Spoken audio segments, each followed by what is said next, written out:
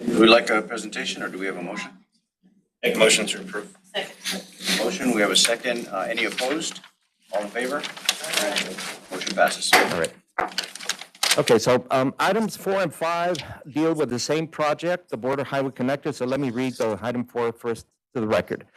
Consider approval of an amendment to the RMS 2050 MTP, amended RMS 2050 MTP, and the RMS 2025-2028 TIP to program the Border Highway Connector Phase 2 Traffic Impact and Improvement Analysis Feasibility Study Project using $2 million in New Mexico state funds in fiscal year 2025.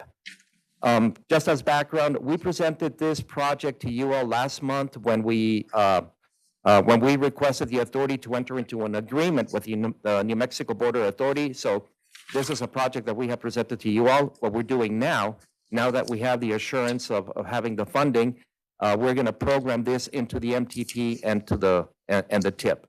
So again, we have a presentation. Happy to go through it. Or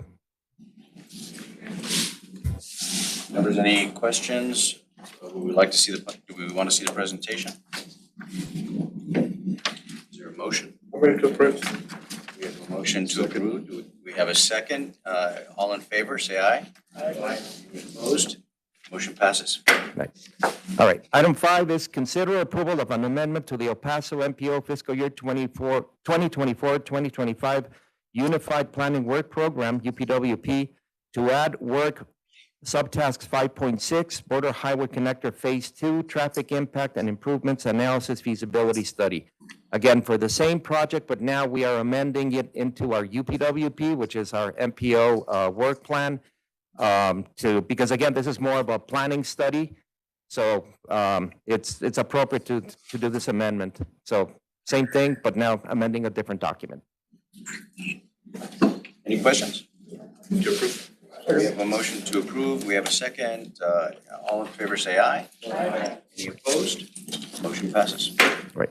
Item 6 is consider providing a recommendation to the City of El Paso Mass Transit Board to execute the interlocal agreement for service expansion between the City of El Paso and South Central Regional Transit Agency, SCRTD, in accordance with the Sun Metro Service Expansion Policy.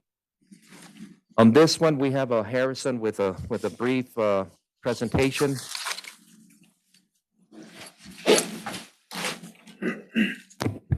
Good morning, Chair, board members. I don't have a presentation, but just very quickly, some background on this. Several years ago, as many of you know, South Central Regional Transit District requested of the MPO that we look into how they can access a portion of the FTA 5307 funding that comes to the El Paso urban area. And that's urbanized area formula grants. So it's funding that comes to the region automatically, and it covers the entire urbanized area. So that's both on the Texas side and the New Mexico side. SCRTD primarily operates in the Doña Ana County portion of the MPO area, but they do have connecting services at several Sun Metro transfer centers. So they do operate in Texas a little bit as well. Sun Metro is the designated recipient for that 5307 funding, meaning that it comes directly to them. And for many years, Sun Metro essentially expended all of that funding themselves. When SCRTD requested more information about how they can access that, it caused both us and Sun Metro to look into the program and to see how that money could be split in a way that is fair for all of the transportation providers in the area. So the result of that was the development of a service expansion policy. And this is housed in Sun Metro, but it was coordinated developed in coordination with Sun Metro and the MPO. And it lays out different ways that other entities besides Sun Metro can coordinate with Sun Metro to provide transportation services beyond the city boundary, and as well as access that 5307 funding. So the request today is part of that process. The service expansion policy lays out that the MPO should provide a recommendation to the City of El Paso Mass Transit Board on the execution of an agreement between Sun Metro and whatever party is going to access a portion of that 5307 funding. And that agreement would make South Central what's called a direct recipient of 5307 funding for whatever portion is agreed upon. And then Sun Metro issues a split letter, which goes to FTA explaining we've agreed regionally that this amount of money through the 5307 program will go to South Central. So the request is for a recommendation that will go to the Mass Transit Board for the execution of that agreement. Any questions?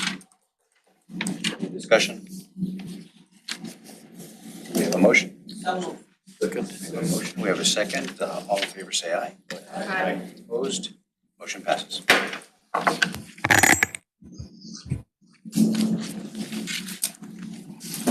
All right, then moving on to item number 7.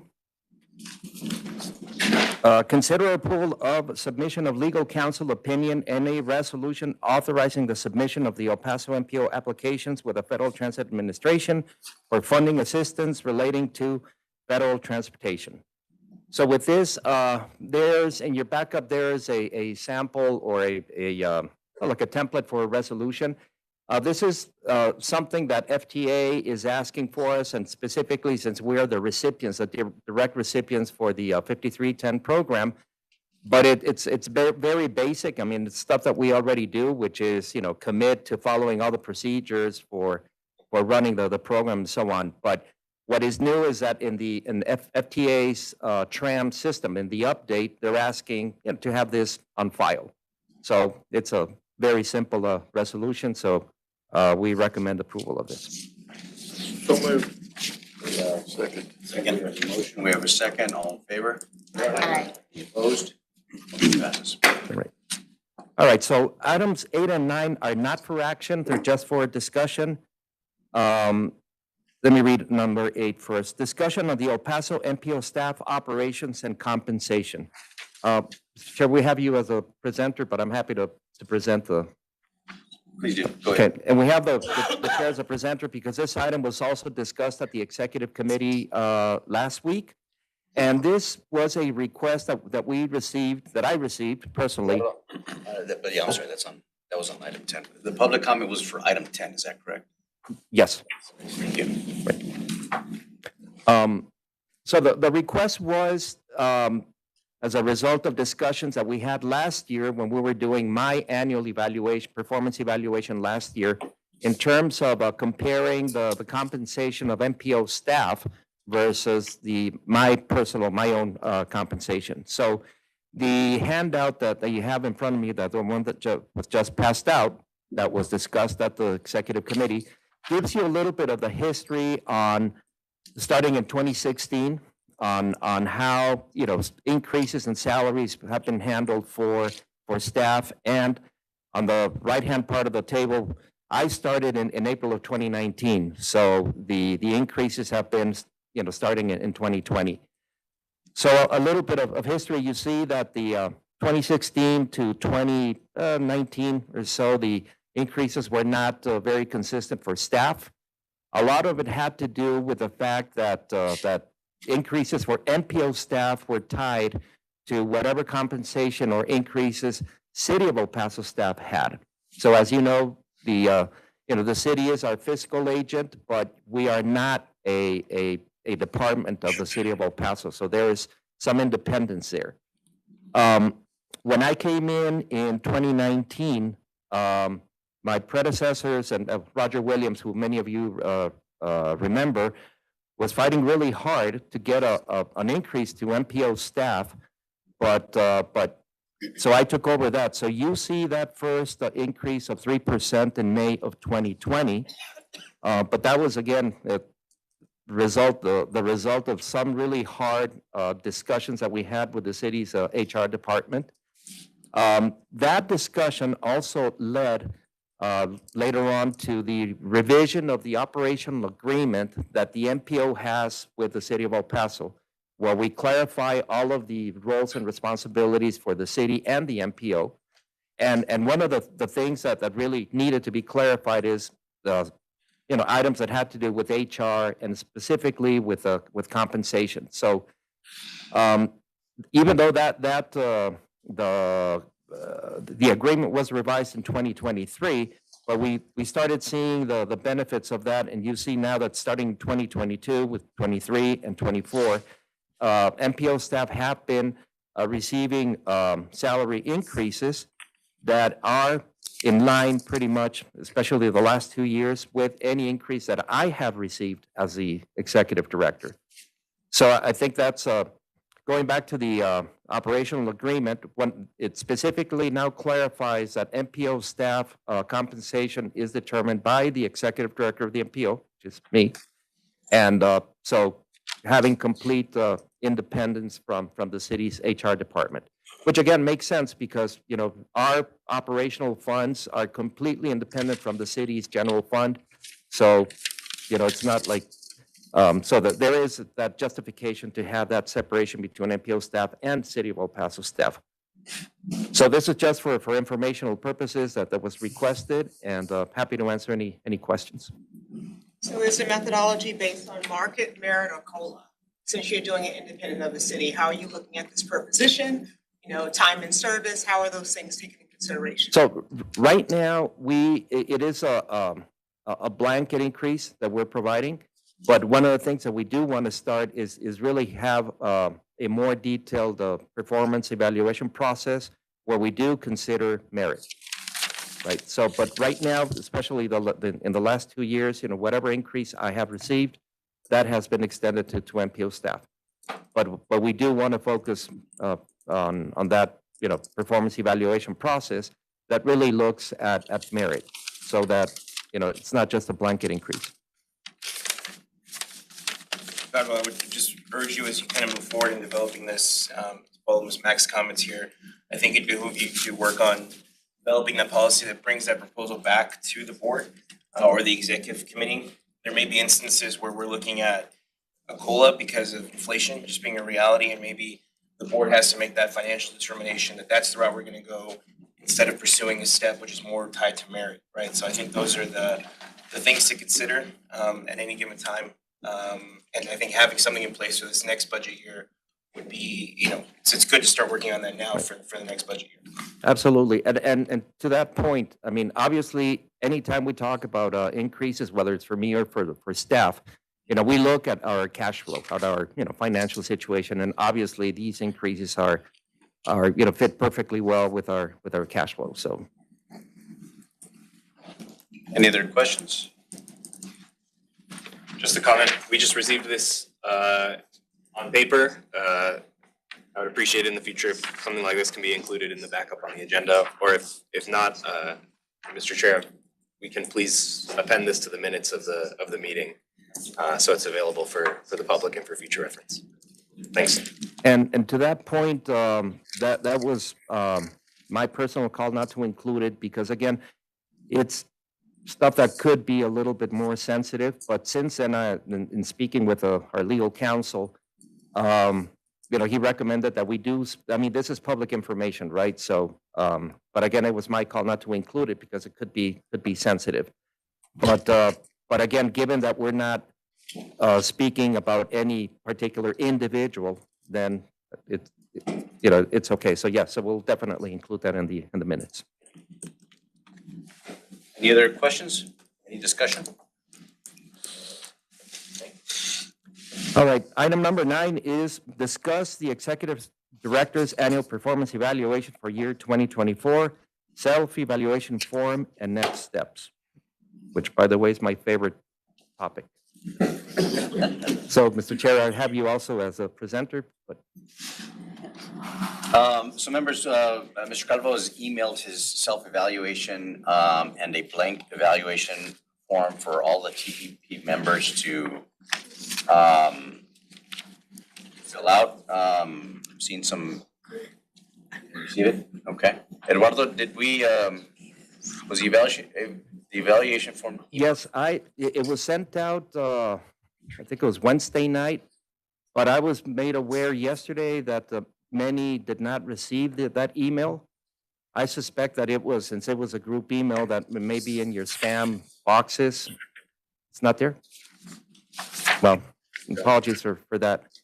Anyways, but according to the process, today was an opportunity. There's no action in the month of February. What the intent for this is to give members an opportunity to fill out the evaluation form, if you wish to do that now or take it with you. And I will definitely, resend that email, maybe break it into, or individually to each member of the policy board. That email had the blank form along with my self-evaluation form and the narrative that, provides some backup and some perspective on why I am evaluating myself a certain way. So the idea is for those that want to submit the evaluation form to do so by the end of the month, and submit those directly to Marisol or to Sergio, not to me. And they will compile them and then have that discussion with the executive committee in the next month in March. So the executive committee can, bring them together and do whatever the committee feels appropriate, so that at the board meeting, at the TPB meeting in March, we can have complete the process for this year.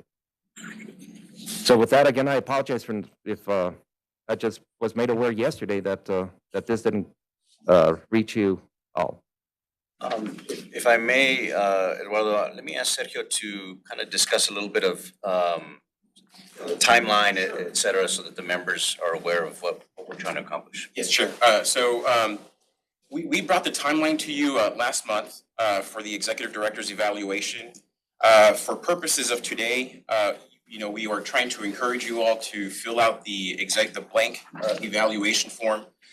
We had originally contemplated probably even going into executive session to give you all an opportunity to do that. Sure, I don't know if we're going to do that today or not, or just remind the members that this is a pending matter. I think it's a pending matter because some members have not received it, and I think they should have the opportunity to take it back, do an evaluation. I have, and I think other members have submitted the evaluation already, but I think in fairness, we need folks to be able to take a look at this, digest it, and think about it. Okay, so I'll just remind the board members that our contract with our executive director does call for this evaluation process. And as the senator has reminded you all, it's a much more robust and effective process if there's participation from all of the TPB board members, since he does report to you all do supervise him and evaluate him. Under the proposed timeline, we will, having received your evaluation forms, we will discuss the evaluation forms in executive session at next meeting, March the 14th. And then if all goes well, we will discuss it again at the March 21st meeting.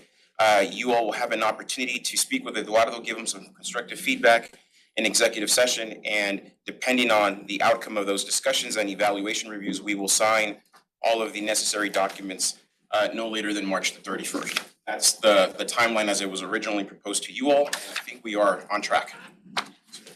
Thank you, Sergio. Any questions? Mr. Chair, if appropriate, I have extra copies, I printed copies of the self-evaluation that I can distribute to you all, Yes, in addition to resending the email.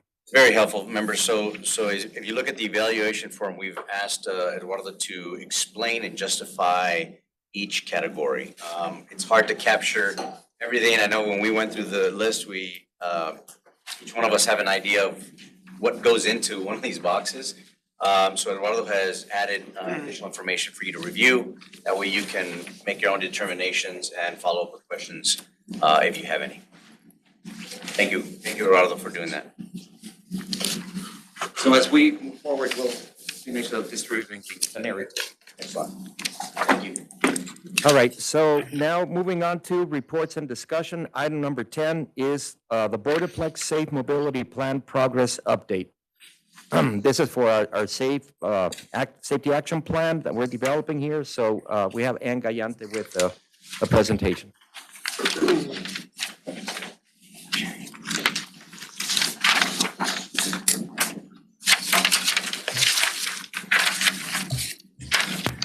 Good morning, Chair and board members. Ann Gayante, El Paso MPO. I am going to be running quickly through a fairly detailed presentation to make sure that you guys are aware of the high points that we want to share at you at this point in time. So it'll just be me presenting this morning. A more lengthy version was presented to TPAC. If we could get the agenda slide.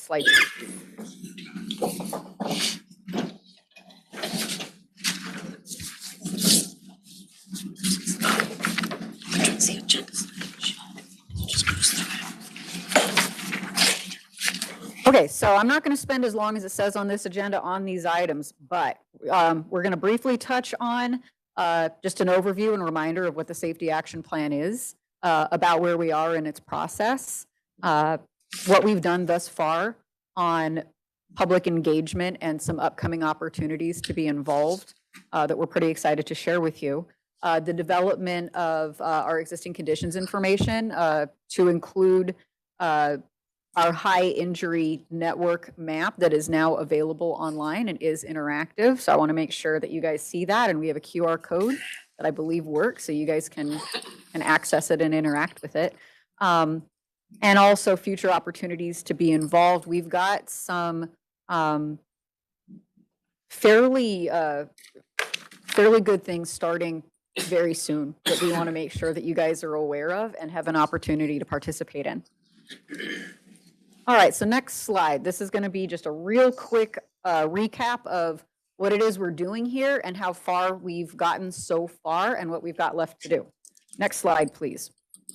So just as a reminder, this came before this body originally when the MPO was going to apply for a Safe Streets for All grant a couple years ago. That was awarded. The task order was approved by this body last spring, and MPO staff and our consultant team began working on what is eventually going to become the safety action plan that will be approved by this body. And this plan is going to cover the entire MPO boundaries. So this is going to cover the entirety of El Paso County, as well as the portions of Doña Ana and Otero counties that are within our jurisdiction in New Mexico. And having this plan in place will make the entities covered with projects mentioned in the project list able to apply for implementation funds in the 2026 round of Safe Streets and All grant funding from the U.S. Department of Transportation. So just to go over it, safety action plan, this is covering roadway safety and transportation safety across all modes. So that is going to look not only at cars and trucks on the highway, but we're also going to be examining safety for non-motorized transportation to include walking, bicycling, the use of assisted mobility devices to get around and how our infrastructure works for those. And it's also going to be covering not only just normal passenger traffic, but also freight in terms of roadways. We're going to be looking at all types of facilities, regardless of ownership within our region, from our highways down to our local roads. And this is where we've been gathering the data that will inform the policy recommendations and projects that we include in this plan, and I will be sharing some of that with you in a little bit. And then also just this aligns with the National Roadway Safety Strategy, which we're going to kind of go over just a little tiny bit, but not in great detail in a little bit. Next slide, please.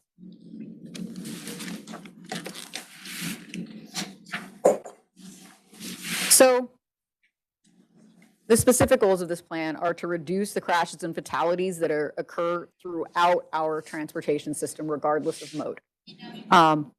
We're going to use the data that our consultants have been gathering, and we're going to identify strategies and priorities to address safety. So this is not only going to include things like data on where the most accidents and the most severe accidents are occurring, but this is also going to take a look at what sorts of conditions typically result in collisions, whether or not accidents have yet occurred on facilities with those features.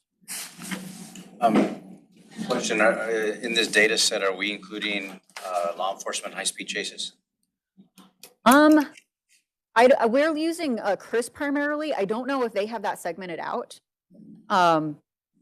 But I know that that is a topic that has been of interest, and we can work and see if there's some way that we can include that information. That would be important. I don't believe it's in there. I mean, the crashes that have resulted are in there, but there's no mechanism for drawing attention to which ones they were yet. Speaker Moody? I think that based on our interaction with the county, they have that data segregated out. So I think as a partner, they can help lay that over the top of the data set. So I think that it'd be good to see that. Yeah. Patients, injuries, fatalities. Absolutely. Yeah. Maybe Tomas, I'll put you on the spot. Do you know if Chris, the So it's not segregated out in Chris, because it's not necessarily the primary cause of the incident or accident. You'll see something like speed related or loss of control, or whereas, DUIs or DWIs could be, or distracted drivers could be, because that's the cause of the accident. Generally on a high-speed chase, it should be loss of control. Sure, so I think it's important to note it, if the goal is to reduce crashes and fatalities, I think regardless of why or how, we need to know what's causing that. So I think to Speaker Moody's point, I think it's important to include that data set into this. The county attorney has a pretty well-developed presentation on that. Yeah, we would absolutely, if there's any information that that's available to share, and if there is a desire to ensure that we segment that out, we can work on how to do that. Absolutely. So next slide, please. We're going to look at the safe system approach. So this right now has emerged as a best practice when jurisdictions are developing plans like these and when they're taking safety into consideration for their transportation planning. So these are the tenets of them. I won't necessarily read them off to you, but essentially this underpins the recommendations we're going to make and the general approach we're going to be taking to how to resolve what we notice in the existing conditions data to reach our goal of eliminating fatalities and serious injuries in our area. These elements function as layers. Generally speaking, when you have a catastrophic event, there's a series of factors that lead up to it. Each of these layers is going to offer partial coverage, but not complete coverage, kind of like Swiss cheese. If you have the entire stack of slices of Swiss cheese, you probably can't see through it. The holes in each individual slice are blocked by the subsequent slices. If you have any one of those operating by itself or only a portion of that stack of slices, you may have holes that go to the bottom that allow in a catastrophic event to occur. So the idea and intent here is to increase the layers of protection that our transportation offers its users.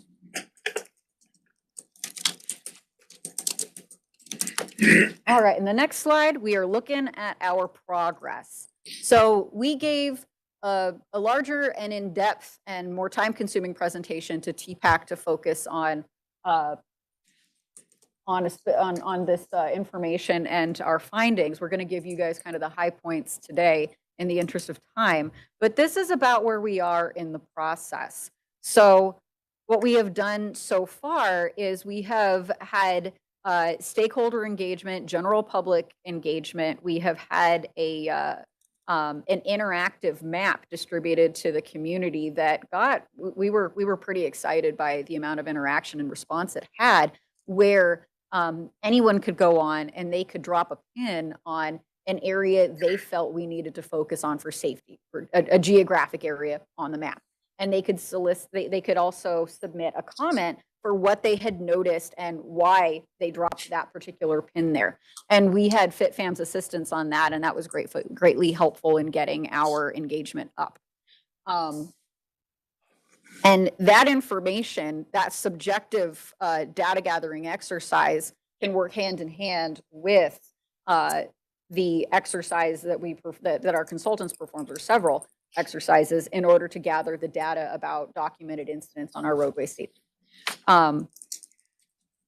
And we are going to be, I'll be talking in a couple slides about just what we're going to be doing next in terms of gathering public input. So we are right now in the yellow square, we're sharing a status update. We are having a coalition meeting, which I believe you all should have received invites for. And if anyone needs the information and does not have it, I would be very happy to provide it to you. At 2 o'clock on Tuesday, we're having a Zoom meeting, and that is going to be with our stakeholders, with areas of focus dealing with transportation safety. So that we would like, if anyone from this board is able to attend. We've also reached out to law enforcement and to just to anyone we could think of, and it was kind of an exhaustive list of folks that might have some skin in this game and offer insight on how we can improve the safety in our region and what we ought to be including in our plan. We are also going on that date to be releasing a community survey on the topic of safety that we want. Hopefully you guys all fill this out in your individual capacity and share it widely, get your constituents to fill it out. The more we know and the more engagement we have, the better. So we are very excited to share that. It is going to go live on Tuesday. And it and all of our information concerning our plan is at borderplexsafe.org. And then when we have public outreach information, there's a community outreach get involved tab where that lives. So we're very excited about our survey, and it's got some pretty good questions, and we encourage you guys to fill it out and share it. And then we are also, there's going to be a calendar in a few slides of some pop-up events that we have scheduled, mostly in kind of an intercept format, where we go to events that are already happening, and we have information to share on our plan. We encourage folks in attendance to fill out the survey, things like that. And then we're going to be doing more meetings. We're going to be developing our policy recommendations, budget, et cetera. And then we're going to be getting you the final plan document this fall. All right, so I'm going to gloss over public engagement because I know that we're on a time crunch here. This is some information, let's go to 2 slides. Yeah, one more. Okay, so this is some information from our first public meeting that we held back in October. And then also we had the interactive map up between October 18th and November 22nd. Next slide.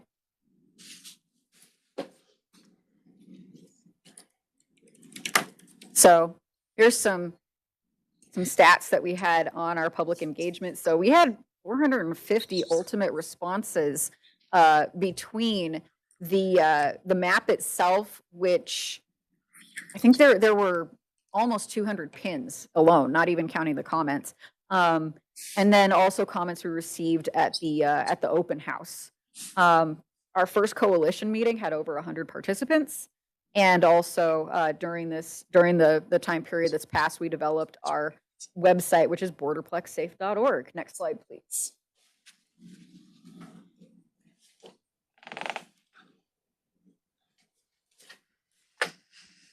And this is this is an infographic on the public information that we received.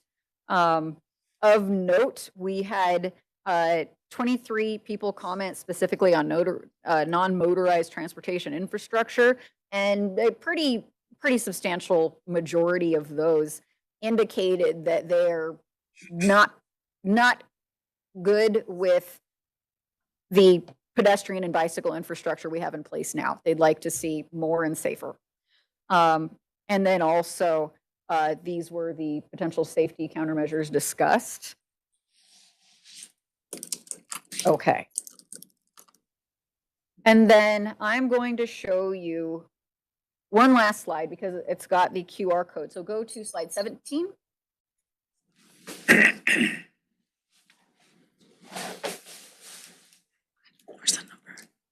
So this all is in your backup, and it's good information, but what I want to show you very specifically on this slide is we've got the QR code that you can view our high injury network map that was developed by our consultants utilizing the data from both states about our transportation infrastructure and its relative safety. Just where are our incidents, and what sorts of incidents do we have? So you can zoom into different areas of the map. You can see what's there, and you can also see various statistics concerning transportation safety in our region. And then I believe in your backup, there's the meeting calendar that shows where we're going to be when thus or so far as we know. And if you've got anything that you'd like to see if maybe we can show up at, we can see about that, and please reach out to us if so. And those are them. Those are the high points that I wanted to share with you this morning. Thank you. Members, any questions? No, we have public comment. So we have Mr. Scott White, public comment for this item. Mr. White. Good morning, everyone. Thank you for what you're doing on this and catching up El Paso with where we should be, not just in terms of the infrastructure, but an approach towards safety as policy rather than just if somebody doesn't die in the process. It's very important, and I know Mr. DeKaiser, apologize for your loss. Over at Sun Metro, buses are supposed to be one of the safest forms of transportation, except something went very wrong. When things go very wrong, that's where we get into the range of accident. But I've heard a lot of people talking today, not about collisions, which is what Texas has adopted as the official terminology to these events. They are now collisions, not accidents, not crashes. But at the federal level, we've also adopted crash during the IIJA. So things like that change the way we think about these types of incidents. What is it that we can actually prevent so that we can take action and prevent them and put them into the plan and make sure we're covered? And so I would like to make a couple suggestions here going forward. We need to have at least a couple of independent voices serving as part of the TPAC and maybe eventually as part of the policy board who can speak for those people who travel via active transportation who may not have representation here now. I know Ms. Murillo is doing a very good job, but at the same time, she has certain concerns, I have certain concerns, and so often when we talk about policy, they don't come up. We need to make sure everyone is properly represented when we talk about transportation safety and the infrastructure we're looking to create. So I hope you keep that in mind. I hope you keep working. I know it's a big lift to shift from accident to collision because we're not used to saying that. And let's keep doing everything we can to end traffic fatalities and any kind of deaths in our transportation system. Thank you so much. All right. Any more thoughts or comments on this? All right, moving on then to item 11, the Executive Director's Report. Some very quick things here. Borderline Expressway Phase 1 ribbon cutting. That happened last week. It was a really, really significant event. The fact that one of our priority projects, Phase 1, is now open to traffic. So congratulations to everybody, to TxDOT, but also MPO board members here. As you know, Borderline Expressway is significant also because it really is part of a of a bi-state project once it's complete. I know New Mexico is working hard also on their side, doing the improvements to 404 and New Mexico 213 as well. So that was a great thing. Tomas, I don't know if you want to say anything else? No, I think, I think it's testament to the board. I think it was number 4 in our RMS 2020 study, making it a priority for the region. And I think the fact that we put it on there in 2020 and it's actually on the ground now, it's a really positive thing, with phase 2 coming along right behind it. Right. And thank you to Mayor Johnson also for providing some words at that meeting. It was a little windy, but it was a very, very cool day. All right, item B, the Texas Transportation Commission meeting. I attended that. The highlight, at least in my view, for that meeting was the unveiling of the draft fiscal year 2026 UTP. As you know, that's the 10-year program for TxDOT, where funding levels for the next 10 years are outlined. And I'm careful with the word because they repeat it every year. This is not a budget. It's not a guarantee of funding and so on.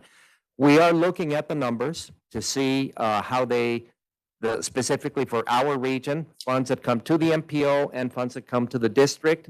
We're looking at some differences. Now, overall, for fiscal year 26, the UTP is a little bit smaller than last year's, or the current one, which is 25. The current one is $104 billion. This one is only $100 billion. So I told the commission that it's only $100 billion, not too shabby, right? But so the state of Texas still has a pretty healthy amount of funding for the next 10 years. There's one more thing that I just wanted to mention that came, that is really going on right now with some of the changes that are coming out of the administration out in DC. That, of course, you've seen everything, and many of these have effect of many of the agencies that we work with. But specifically for us, the one thing that the way that it's affecting us is that now anything that requires a federal approval through the Federal Highway Administration or the Federal Transit Administration needs to go to headquarters to be checked by the legal teams, right? So that's the direction that we're seeing. Unfortunately, that may delay some of the approvals on our documents, including, for example, the quarterly STIP revisions that we do both on the Texas and New Mexico side. So currently, we are working with our federal partners on the November STIP revisions that have some pretty important projects that need to be approved in the STIP so that they can move forward. One of them is a Borderland Expressway Phase 2 project that is fully funded. But if that approval of the STIP is delayed because the Texas Office for Federal Highway now has to send it over to DC, to headquarters for approval, so that may delay some of our projects as well. Same goes for the transportation conformity process, the air quality that is complicated and onerous on us. So we've been working very well with our partners in Texas and New Mexico of the federal agencies. But again, what happens, when they send that over to DC could just impose a little more of a delay. So with that, that's all I have. Any thoughts, questions? Happy to answer. Any questions, members? Mr. Comment. Mr. Cotterville, I know that the administration's focus on certain words in terms of projects do pose a risk, I think, to some of the narratives that have been built here when we're talking about access to services like transit, shared use paths, those kinds of things. Phrases like equity, disadvantaged, underdeveloped, those are the red flags the administration's tracked. I wonder if at all we can start working on evaluating if any of those words exist in the scopes of work for any of the projects that we might need to amend, just in the abundance of caution, so that we don't risk the federal funding that might be tied to those projects. Absolutely, and we're working with both New Mexico DOT and TxDOT in identifying that. But as you know, it's fluid, right? It's changing. But we do know that there are certain key words that are going to be flagged. The same goes for some of the funding opportunities or funding programs. For example, one that we feel is pretty much going to be lost is the NEVI, for example, the national, what is it, electrification, the federal plan to, electrify and put more charging stations and so on. That one appears to be not a favorite and a candidate to be cut, and several others. But again, it's very fluid, but we will work along with the DOTs and the Texas and New Mexico divisions of Federal Highway and FTA, and we'll bring it to TPAC and try to work on, dealing with the situations to ensure that our projects move, right? That they don't get stalled because there is one word that shouldn't be there. Very important. Any other questions, discussions? Any further business? We have a motion to adjourn? Second. We'll call the meeting. Thank you. Thank you. Marisol?